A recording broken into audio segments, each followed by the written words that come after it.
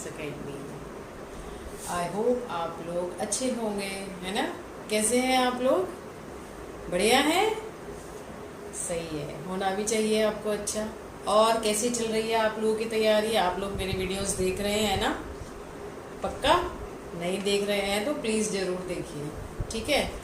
क्योंकि मैं बहुत मेहनत से बनाती हूँ ये वीडियो, एक एक टॉपिक आपको इतने अच्छे से कोशिश करती हूँ कि क्लियर हो जाए कि आपको कुछ और देखने की ज़रूरत ही ना पड़े, ठीक है।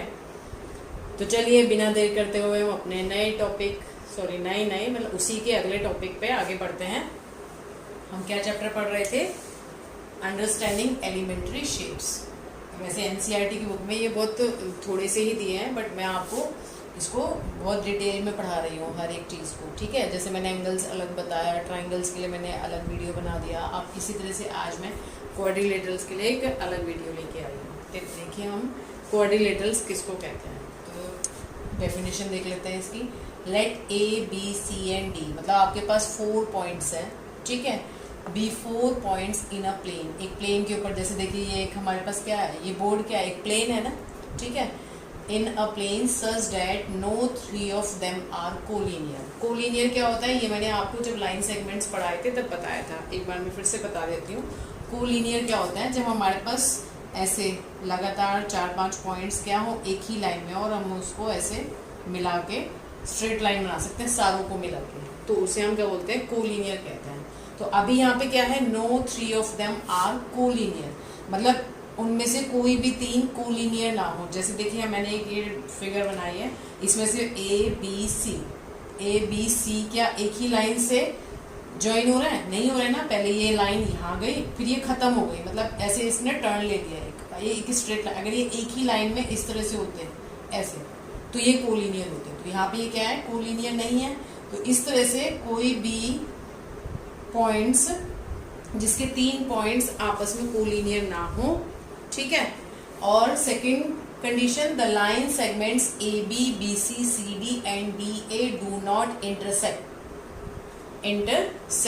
है ना, एक दूसरे को इंटरसेक्ट ना करे। जैसे इसमें इंटरसेक्ट करिए ना, देखिए ए हमारे पास, ये जो हमारे पास ए बी है, ठीक है। और अगर मैं इसकी बात करूं सी डी की, और बी सी की और डी ए की बात करूं, ये क्या कर रहे हैं, आपस में इंटरसेक्ट कर रहे हैं। ए बी और सी डी तो इंटरसेक्ट नहीं कर रहे, बट बी सी और डी ए आपस में इंटरसेक्ट कर रहे हैं, ठीक है। तो ये मैंने यहाँ पे फिगर्स इसीलिए बनाए हैं जिससे आपको क्लियर भी हो जाए चीजें, कि ये वाला जो हमारा फिगर है, ये ए बी सी डी, इसमें सारे के सारे जो हमारे 2-2 करके पॉइंट्स हैं, वो 2 मिला के क्या कर रहे हैं, इंटरसेक्ट कर रहे हैं, बट 2 से ज्यादा इंटरसेक्ट नहीं कर रहे, ठीक है। और कोई भी 3 पॉइंट्स आपस में कोलिनियर नहीं है, ठीक है। तो ये वाली जो 2 फिगर्स हैं, इन दोनों को हम क्या कह सकते हैं, क्वाड्रिलेटरल कह सकते हैं। इसको भी हम क्वाड्रिलेटरल कह सकते हैं, ठीक है। बट इसको हम क्वाड्रिलेटरल नहीं कह सकते। ये दोनों आपके क्या है, क्वाड्रिलेटरल। क्लियर हुआ? एक बार फिर से देख लीजिए। जब हमारे पास 4 पॉइंट्स इस तरह से हो कि उनके कोई भी 3 पॉइंट्स कोलिनियर नहीं हो, ठीक है। और दूसरी कंडीशन क्या किया, A B B C C D D A, इन चारों में से कोई भी लाइन सेगमेंट ऐसा ना हो कि वो आपस में इंटरसेक्ट कर रहा हो, ठीक है, accept eight there and point. And point पर तो ये इंटरसेक्ट करेंगे ही करेंगे। जैसे ए बी और सी डी का एंड पॉइंट है यहाँ पर, तो ये इंटरसेक्ट करेंगे ही करेंगे, ठीक है। तो इसको हम क्या बोलते हैं, इनको हम बोलते हैं क्वाड्रिलेटरल्स, ठीक है। अब इसमें वैसे मैं आपको बता चुकी हूँ कि साइड्स किसे कहते हैं, एडजेसेंट साइड क्या होती हैं, अपोजिट साइड्स क्या होती हैं, डायगोनल और एंगल्स क्या होते हैं।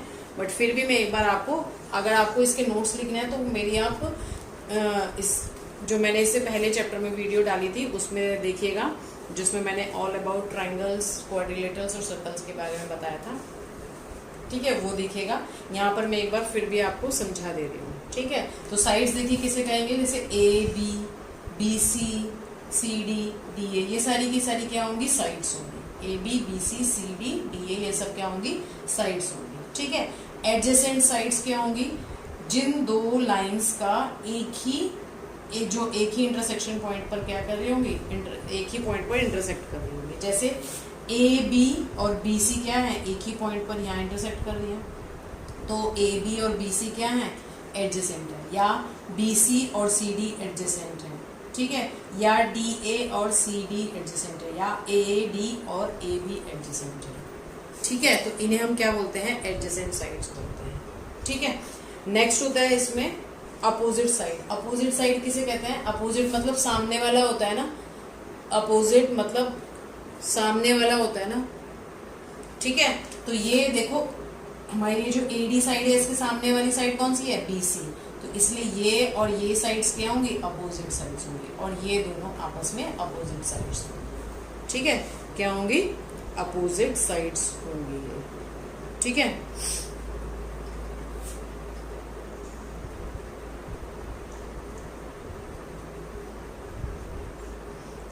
अब डायगोनल्स देखिए क्या होते हैं, डायगोनल्स होते हैं जब दो, ये देखिए जैसे अभी हमारे पास ये जो दो वर्टेक्स हैं सामने के, आमने सामने के जो वर्टेक्स हैं, ये जब आपस में हम ज्वाइन करेंगे तो इन्हें हम क्या बोलते हैं, डायगोनल्स बोलते हैं। क्या बोलते हैं इनको हम, डायगोनल्स, ठीक है।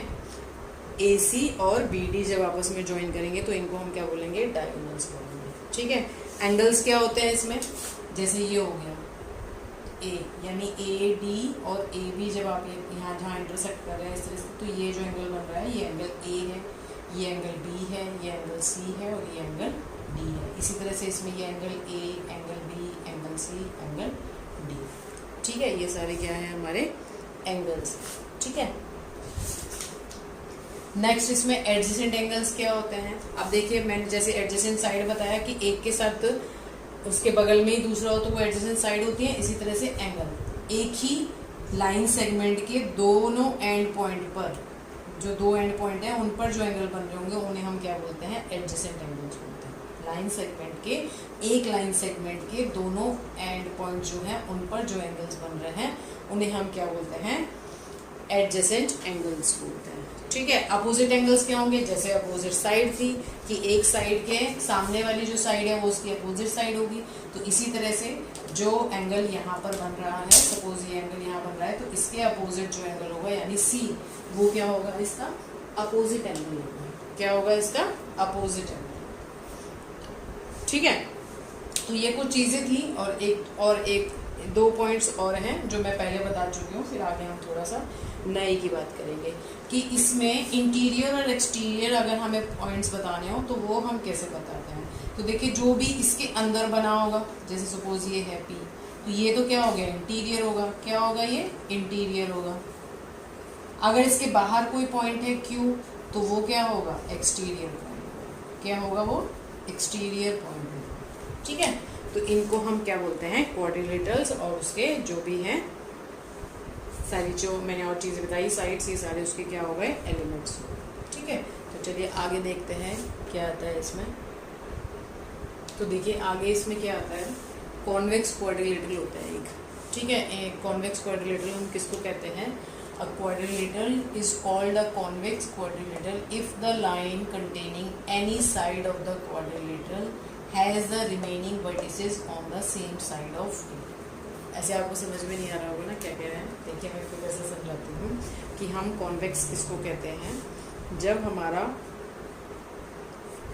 जैसे सपोज करिए if the line containing any side, if the line containing any side, ठीक है। जैसे सपोज करिए ये है AB, क्या लिया है हमने, AB जो है, ठीक है, और AB जो है इसके जो हमारे यहाँ जो वर्टिसेस है AB, ये CD लाइन के दोनों एक ही तरफ है ना, एक ही साइड है। मतलब जैसे ये हमारी CD लाइन है तो ये दोनों पॉइंट्स क्या हैं, एक ही साइड में है। जैसे सपोज करिए ये लाइन है, मैंने ये दो पॉइंट्स बनाए तो ये इसके लेफ्ट साइड में है, ठीक है। ऐसा तो नहीं है कि एक लेफ्ट में और एक राइट में, ऐसे नहीं है ना, एक लेफ्ट में और एक राइट में नहीं है, दोनों एक ही साइड में, जैसे यहाँ पर हो गया या फिर दोनों यहीं पर हो गए, ठीक है।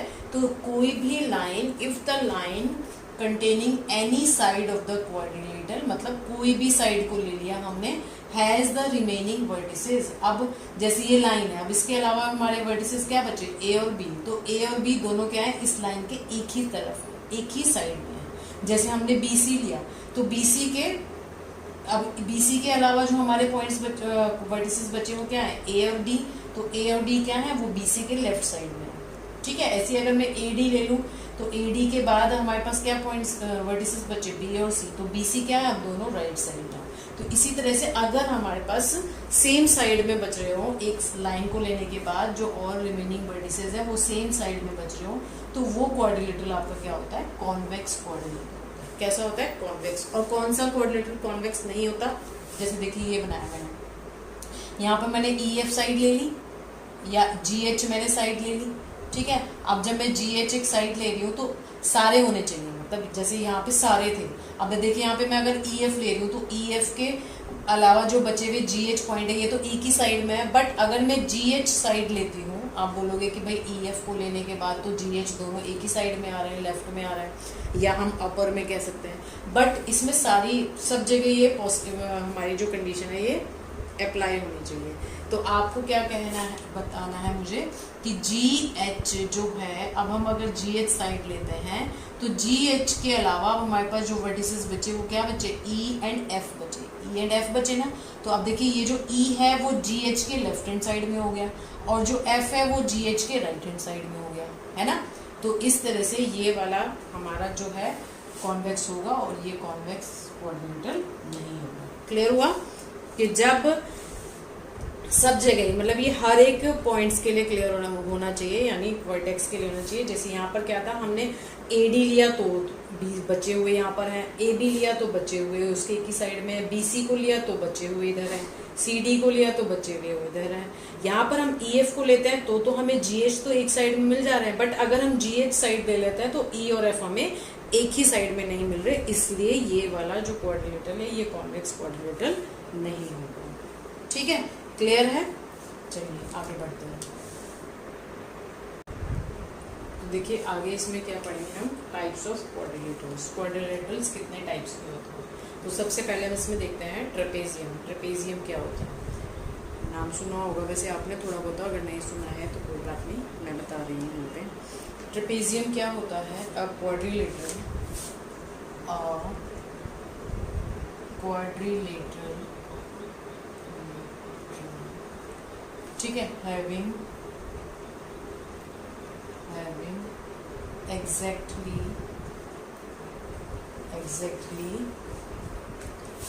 one pair of parallel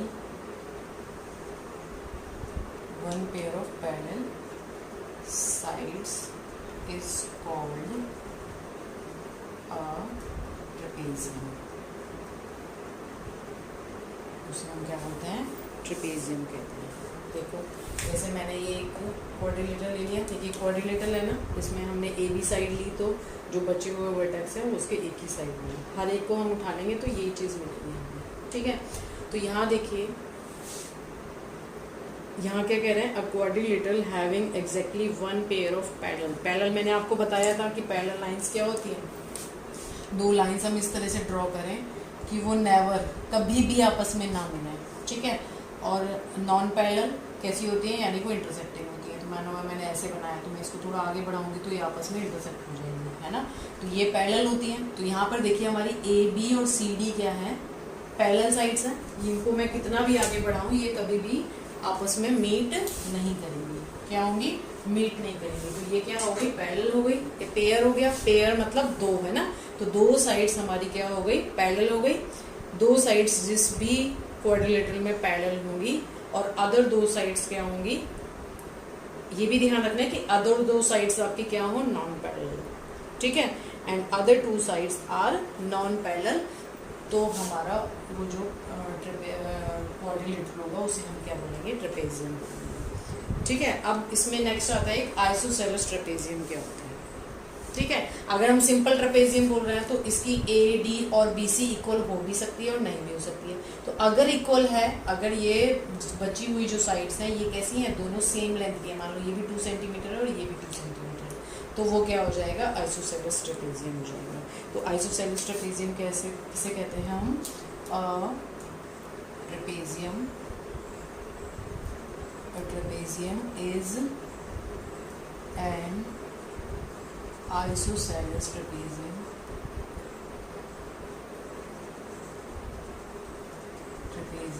if it's non-parallel, its non-parallel sides are equal.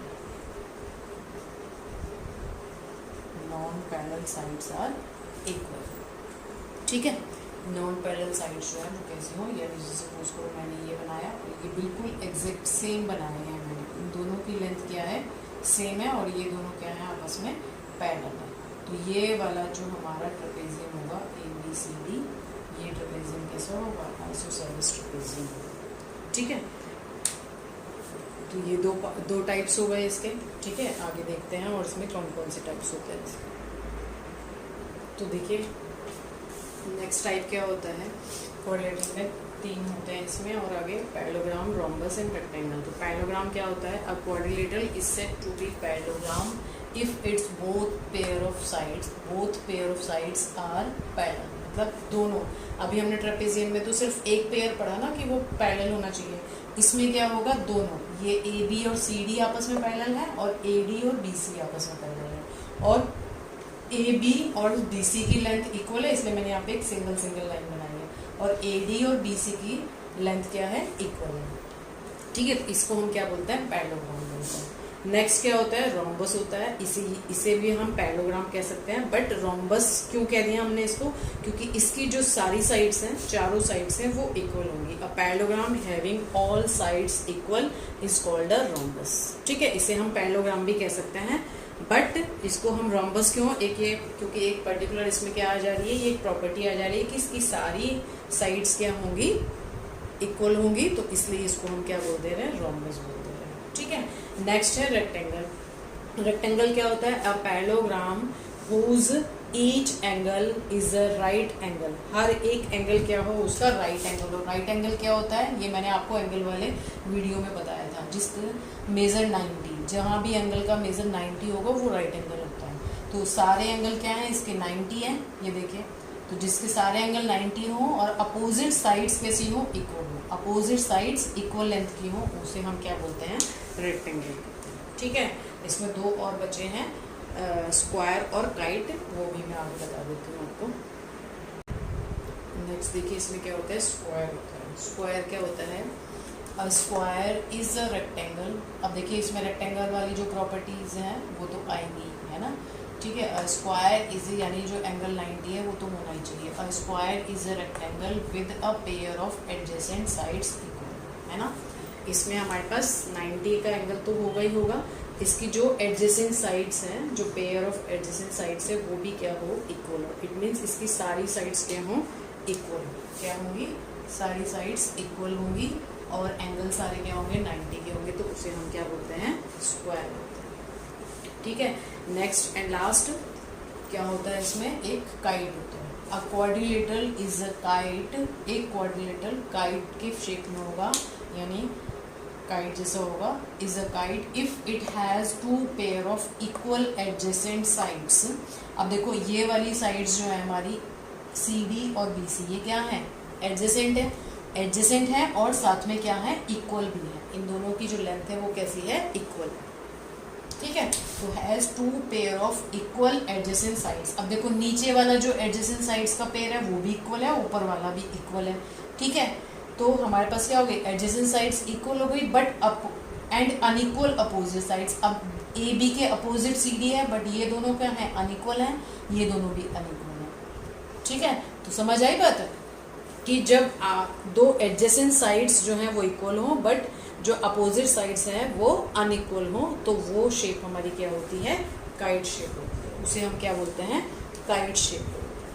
ठीक है, क्या बोलते हैं उसको हम, काइट शेप। ठीक है, अब इसमें एक चीज़ और रह गई, पॉलीगन्स, और फिर ये हमारा टॉपिक क्या हो जाएगा, ख़त्म हो जाएगा। तो प्लीज़ मेरे साथ वीडियो में बने रहिएगा, जाइएगा मत कहीं पर। ठीक है, तो देखिए नेक्स्ट इसमें क्या होते हैं, पॉलीगन्स।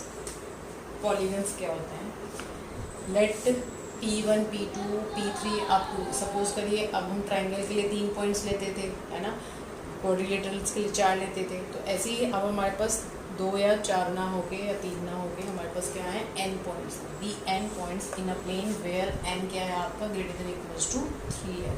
3 हो सकता है, या क्योंकि देखिए 2 में तो कोई भी शेप नहीं बनती।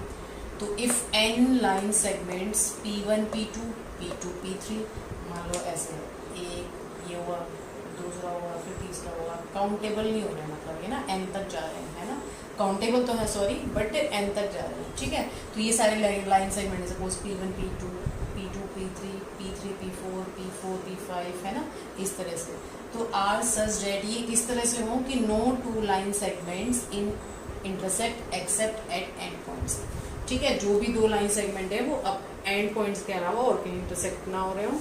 No two line segments with a common end point are collinear, मतलब जो अभी मैंने आपको क्वाड्रिलेटरल और उसकी प्रॉपर्टी बताई वही यहाँ पर चलेगी, बस वो एंड पॉइंट्स की हो जाएगी। Then union of n line segments P1 P2 P2 P3 up to Pn P1 is called a polygon. तो वो जो हमारा यूनियन होगा उसे हम क्या बोलेंगे, पॉलीगन बोलेंगे। पॉलीगन हमारे जो पॉलीगन है वो कितने क्या कहते हैं, साइड्स के हिसाब से उनके क्या क्या नाम हो सकते हैं।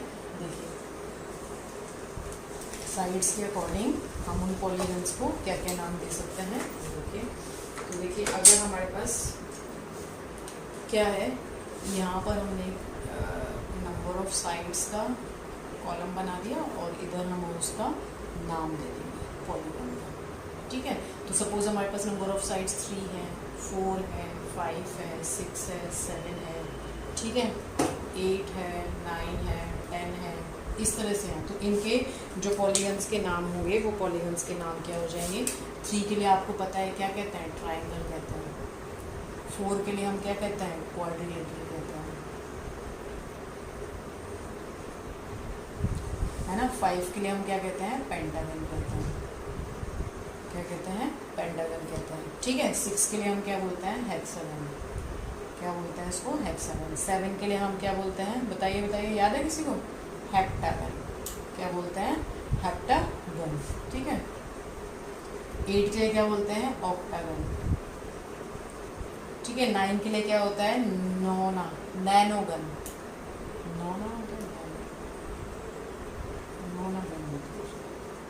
एक बार आप चेक करिएगा या मैं बताऊंगी आपको, नोना गॉन, ठीक है, गॉन हो जाएगा, ठीक है। और 10 के लिए क्या होगा, डेकागन,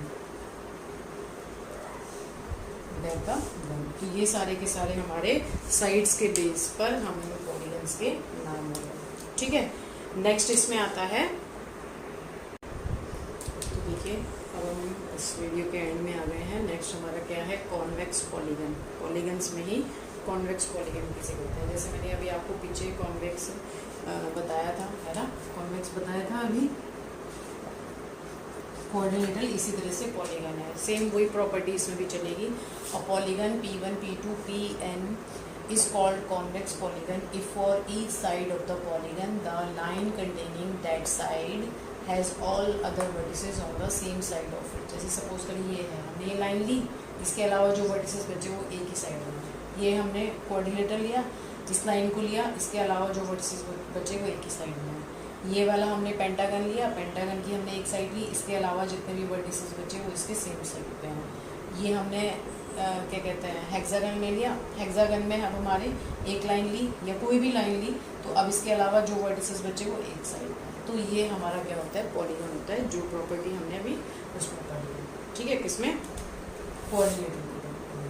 अब रेगुलर पॉलीगन क्या होता है, अब पॉलीगन, अच्छा इसमें ये चीज़ हो सकती है कि ये साइड्स आपस में इक्वल ना हो, साइड्स आपस में इक्वल ना हो, बट अगर हम इसी की पेंटागन की और हेक्सागन की इसकी बात करें, अगर इसकी सारी साइड्स की जो लेंथ है वो इक्वल होगी और सारे एंगल इक्वल होंगे तो उसे हम क्या बोलते हैं, रेगुलर पॉलीगन।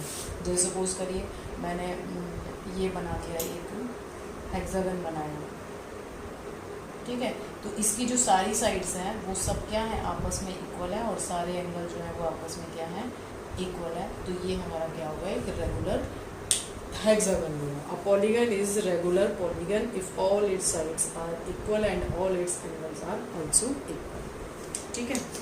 तो ये आपका टॉपिक यहाँ पर क्वाड्रिलेटरल का खत्म हो गया है। जितनी भी सारी क्वाड्रिलेटरल में चीज़ें हो सकती हैं वो सारी मैंने बता दी हैं, ठीक है। तो इस वीडियो को आप ध्यान से देखिएगा, अच्छे से पॉज कर करके नोट्स बनाइएगा, क्योंकि अगर नोट्स आपके पास बने रहेंगे ना तो आपको कोई भी MCQ भी आ जाता है, फिल इन द ब्लैंक्स भी आ जाता है, तो आपको कभी भी उन क्वेश्चन को करने में कोई भी प्रॉब्लम नहीं आएगी, ठीक है। इसीलिए मैं नोट्स बनवा रही हूँ, ठीक है। तो आई होप आप लोगों को ये वीडियो पसंद आया हो। अगर पसंद आया है तो प्लीज़ इसे लाइक शेयर और सब्सक्राइब करिएगा, ठीक है, और अपने फ्रेंड्स के साथ भी शेयर करिएगा। तो चलिए, वीडियो बहुत लंबा हो रहा है, बाय करते हैं, मिलते हैं नेक्स्ट वीडियो में। Bye, take care.